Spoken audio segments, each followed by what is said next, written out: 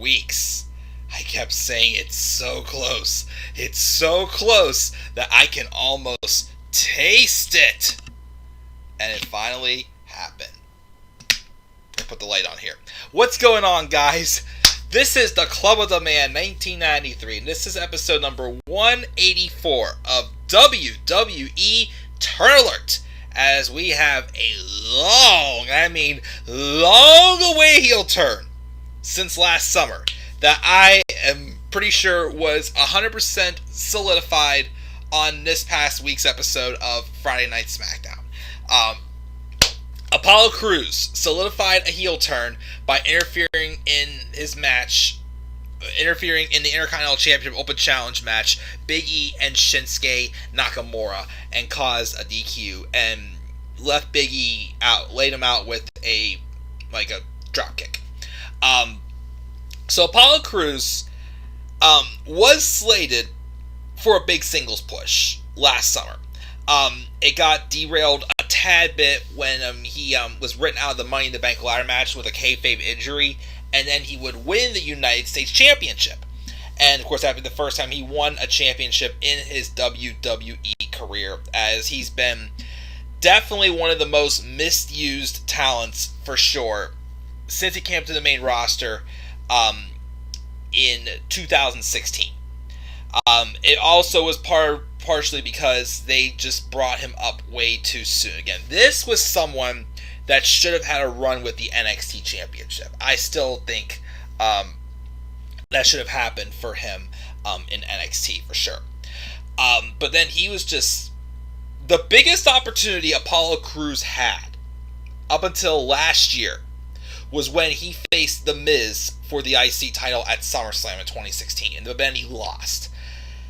And he just kind of went to nothing after that. He was just on main event. He was briefly in Titus Worldwide. That could have helped him out, but it went nowhere with it.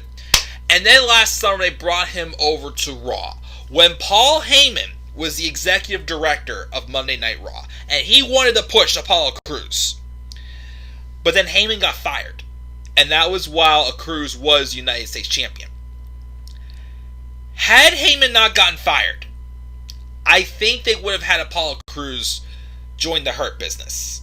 And to me, even though props, it has worked out for Cedric Alexander very well, I still think that spot was still meant for Apollo Crews. When they dropped the ball on Apollo Crews going to the Hurt Business, I still thought that was a big missed opportunity.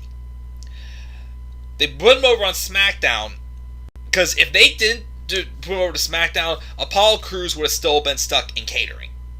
He would have been going right back to catering. Even though I will give him credit, he did improve with the opportunities that he got.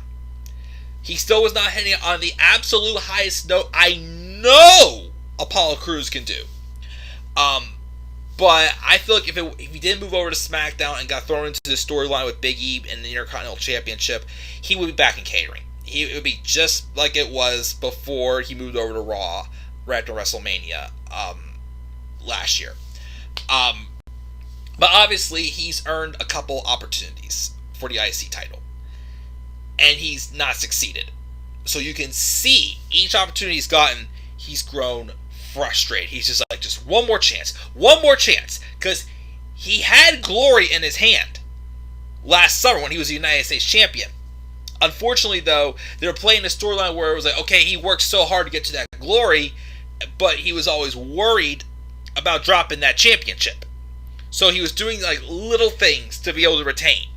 And of course, they didn't go through with that completely after Heyman got fired.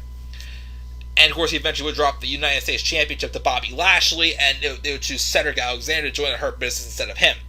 So obviously, now that he's getting another opportunity, but this time, friends are involved, as his friend, Big E, is the Intercontinental Champion.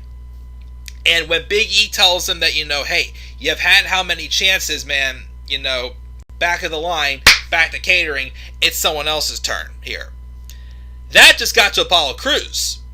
And Apollo, instead, basically, first off, was trying to give Nakamura the chance to beat him, and that wasn't happening. Apollo Crews took matters into his own hands. So Apollo Crews basically went Bam! Nobody else is getting any more opportunities for that IC title until that title is in my hands. Basically solidifying his heel turn this past Friday night on SmackDown without interfering with that match with Big E. So here's the thing. I love this heel turn. I love that they're actually giving Apollo Crews a different direction. He's not going to be smiling anymore like he is right here. Although, I'm sorry, he will be smiling, but we're going to hate him for smiling. The only thing is I still have that small part of me that still worries they may not go through with doing much with Apollo Crews as a heel. I mean, the only thing that I think gives me a lot of hope is if you remember a couple weeks ago on SmackDown, they had him sitting with Roman Reigns. And made me reminder, Paul Heyman's on SmackDown now. He probably has some type of creative control, especially with Roman Reigns storylines, some type of creative control on SmackDown a little bit. So, my best thing is have Apollo at some point win the IC title. Like as I said in my SmackDown review, have Apollo just be that thorn in Big E's side. And Big E basically says, you have one more shot. If you do not win it, though, then, you're done. Have Apollo Crews put his career on the line. And have Apollo Crews win the IC title. If you keep that alliance together, you have a direction with Apollo Crews. I'm just worried that if Apollo Crews would not get another IC title opportunity and Big E shuts him up for good, then what happened with Dolph Ziggler when Dolph turned heel back in 2017 would happen to Apollo Crews. He's a heel, but they got nothing for him. I'm slightly still worried that may happen. But there are options. There are options with Apollo Crews here as a heel. And I'm praying that it works for him. Because he's too good of a talent. When he's given the opportunity, again, he still has some kinks to get out of him. I'll be honest about that. I've seen the improvements he's made over the past year. Let's dig in more with this heel character. And we'll see where it goes. So guys, that's my thoughts on Apollo Crews solidifying his heel turn on the February 12th, 2021 edition of SmackDown. What are your thoughts on this? Do you think Apollo Crews has hope as a heel? Do you think they will actually go forward with him and Roman Reigns as a type of stable? Or do you think that he'll just be squandered back into catering even though he's a heel? Leave your thoughts down in the comment section below. And be sure as always to slap a like on the video. And subscribe for more content to come to my channel. And follow me on Twitter at DemandAirborne93. And as always guys, please stay tuned for more WWE Turn Alert.